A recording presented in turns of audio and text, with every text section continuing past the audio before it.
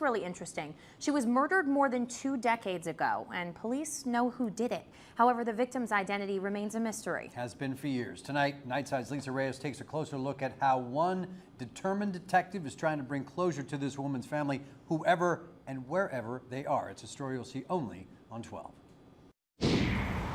That's where she was found. Naked. She was beaten, she was strangled. Dismembered. She also was missing 2 of her arms, and she was also missing part of 1 leg. Discovered down this Yonkers alley. And you're going to see down the alleyway, that's where the garbage containers were, and that's where she was located. Stuffed into plastic bags with blood-stained denim clothes. The woman, a prostitute, police say, but they don't know much more about her. I don't care what a person is or what they do.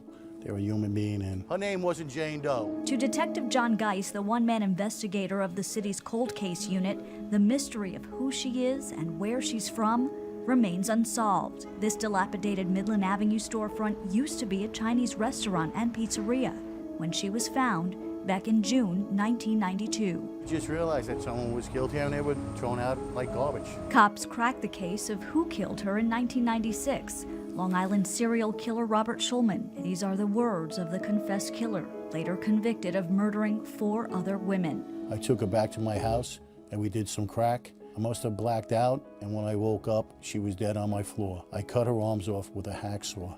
I read about this in the paper and I felt bad. Serving just 9 years of a life sentence, Shulman died in prison in 2006.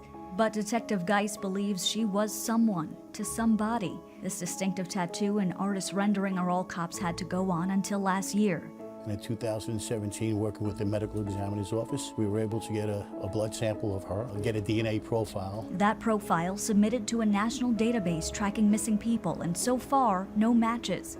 Investigators believe she was 28 to 42 years old, and a scar reveals she does have family out there. And she did have a child, at least 1 child. We want to identify her so we could contact the next of family. Give her a rest in peace. Lisa Reyes, News 12.